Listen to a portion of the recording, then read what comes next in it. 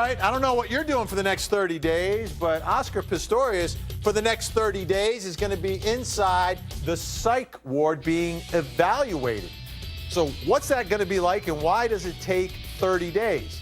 Let's bring in forensic psychologist Dr. Michael Brannon joining me from Fort Lauderdale, Florida. Great to see you, Michael. Hey, Vinny.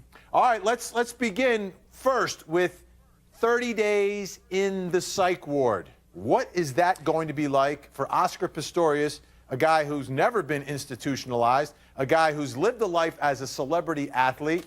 What do you expect life to be like for him there? What's his reaction going to be? How is he going to be able to cope with that? Vinny, it'll be very difficult for him if indeed that's what they decide to do. It sounds like the judge is trying to get it done on an outpatient basis, which is how those evaluations are usually done. But if indeed he has to go into a hospital setting, it'll be unlike anything he has ever seen before. He'll be regimented every single day. He'll be involved in treatment and assessment groups. He'll be observed on a 24-hour basis. He'll have monitors watching him throughout the course of his day and people evaluating his every behavior. So those kinds of things will be very different than the privileged lifestyle that he's led up into this point in time. All right, let's talk about the assessment, trying to figure out. And their experts said generalized anxiety disorder. What is the sort of testing that he will undergo? How do you figure out in 30 days what happened, more than a year ago when he shot and killed Reva Steenkamp? How do you figure out his mindset back then when you're looking at him now?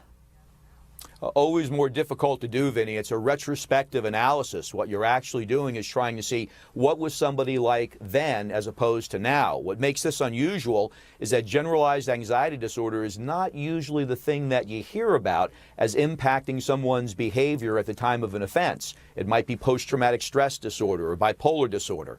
But what now you're looking at is them saying because he had this condition, it might have impacted his behavior to the point where either he couldn't appreciate the wrongfulness of what he was doing, or he couldn't control his impulses, or he felt threatened somehow, and so he had to act out of that threat.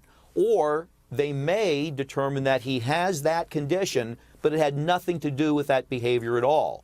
The way they would do that is to review not only his condition, but also to look at what did he do right before, what did he do right after the incident? What did he say, who did he talk to, and is that consistent with generalized anxiety disorder? So will this be a series of, sit-down interviews, or are there other ways to try to gather that information? And how do you figure out whether or not the person you're analyzing is being truthful or just sort of playing you?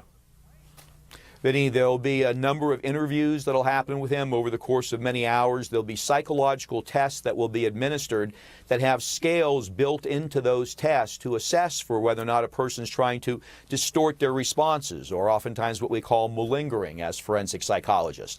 So they'll actually look at how is he answering this test? Is it consistent with someone who has generalized anxiety disorder, or is it consistent with a population of people who have been trying to fake or malinger generalized anxiety disorder or other conditions like hearing voices or seeing things? So they'll well attend to that possibility that he may not be forthright during the course of the evaluation. All right, and if you were doing the evaluation, how long would it take you to do? Well, it really depends, but in this kind of case, when you're doing retrospective, usually up to about 30 hours is something you would need, not just in interviews and testing, but in reviewing documentation and those kinds of things. So about 30 hours, somewhere between 25, 30, 35 hours would be more than enough time. If they have him in a hospital setting, they can also observe him, which is helpful. All right, thanks so much.